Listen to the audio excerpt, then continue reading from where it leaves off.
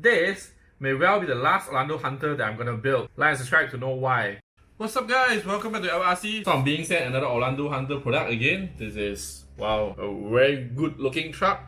But actual item actually comes as a grey body. Comes with a remote as well, which I already have. And as usual, it's banged up from Bang Good.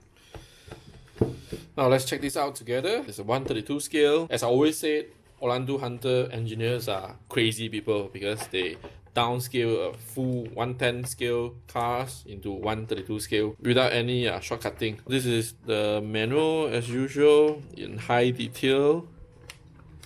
Very nice truck. Body in grey color. This is the bed, and there's a foam insert. Tires really soft, and the wheels. These are the plastic parts. So exhaust pipe, back seat. Oh, these are the shocks. Some metal parts and plastic parts here as well. I think this is a transfer case. Axle and drive shaft. Back F carriage for the bed. We got the servo, tools, screws and nuts. It's a 3000 RPM motor again. What's the point? They really like a top. 1000 RPM would be more realistic. Some metal parts. Well, into details. As I said, they're crazy people. I really appreciate this. It's a matte finish kind of surface. Cool. The remote, we have reviewed this before. Cool remote with quite some function. You can change the sound through this remote as well. User manual. So, yep, this has a sound system as well. There's a speaker there. This is the board for distributing the lights and all those tiny lights, which I have not started using yet. The receiver, we have used this before on our previous video for another Orlandoo Hunter model, the basher, and then the remote itself. High quality remote. So it's good to see that Orlandoo Hunter is really popular. They have carved out their own niche. I think it's removable battery case and you'll be using 4 AA batteries. The amount of part to build is insane. Look at this, all the tiny parts that you have to join together. Insane. There's so many tiny details that you have to install yourself. Why not? It's just molded as one piece. You have to install these tiny pieces one by one. I got a big thumb.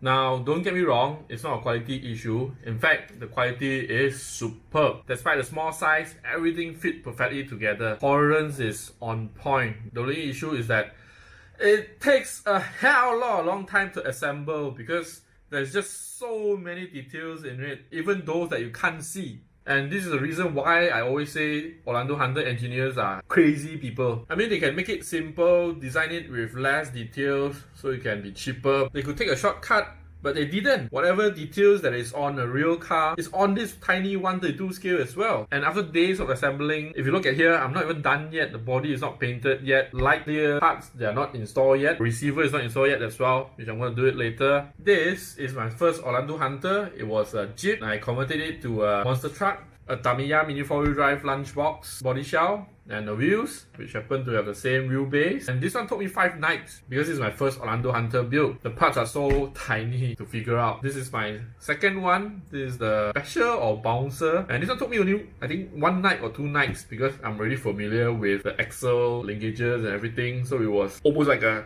close half eye to build. But this one, the MO1, is on another whole new level. It's bigger, so there's even more detail. Transfer case, very long drive shaft. See this like U-shaped horseshoe thing securing the axle. And then you see the fuel tank here. On the other side of the fuel tank, there's other details that you can't even see from outside. But the detail is there. Look at this.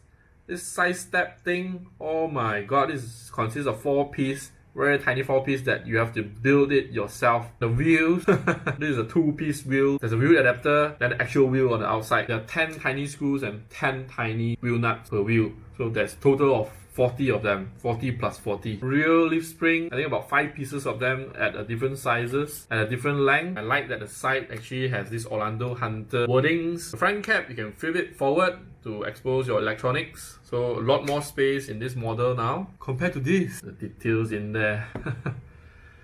Crazy. Even this fuel filler cap here, this is not one piece. This is not just the cap itself. There's a shaft, glue the shaft, then you glue the cap over. Even a spare wheel tank from extra details in it. This beam over here, on the outer side, you actually have to install separately a plastic part. I think it's for hooking up something. Look at the amount of screws.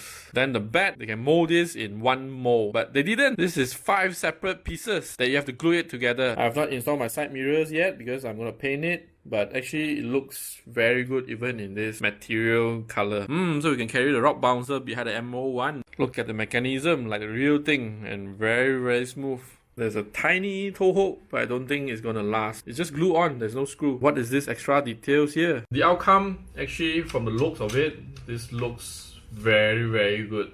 Despite being 132 scale, but actually quite big in size compared to the previous Orlandoo Hunter. And because of the high quality molding, it looks very much like a display model of a 124 Tamiya scale. Bloody good job, Orlandoo Hunter. This is basically like a RC version of a Tamiya model kit. Damn nice.